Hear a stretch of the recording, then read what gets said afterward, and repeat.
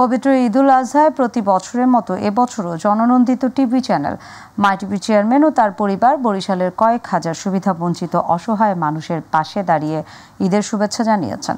বরিশাল নগরীর জানকী সিংহ সড়কের নিজ বাসভবন মাই টিভি ভবনে প্রতিবারের মতো এবার ও কর্মহীন অসচ্ছল দরিদ্র ও শ্রমজীবী মানুষের পাশে দাঁড়িয়ে ঈদ শুভেচ্ছা বিনিময়ে উপহার সামগ্রী তুলে দিয়েছেন মাই টিভির চেয়ারম্যান ও এমডি নাসিরউদ্দিন সাথী।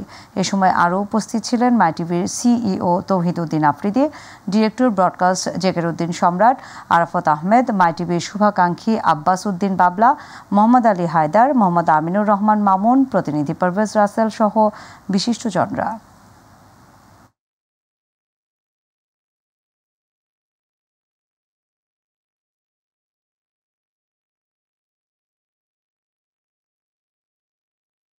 আর আমাদের সাহায্য করতেছে, অল্প কিছু দিতে আছে আমাদের, তাও আমরা চলতে আসি।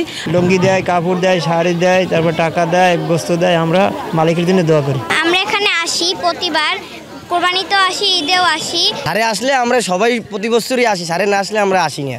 সবাইকে জানাই পবিত্র ঈদ মোবারক। আমি আসলে সবসময় আমার বরিশালের যে আমার যে বাসা, সেখানে আমি আসি।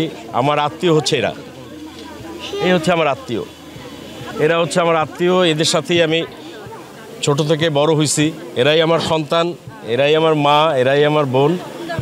এদের সাথে এসে আমি এই যে ওরা আমার মেহমান, আমার বাবা মা নাই, এরাই আমার বাবা মা ভাই বোন।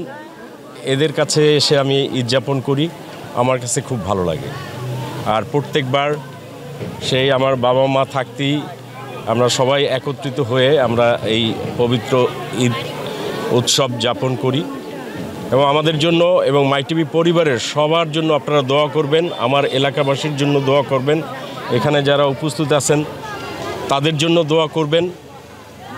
আপনাদের দোয়ায় আমাদের পথের পাথেয় হয়ে থাকবে।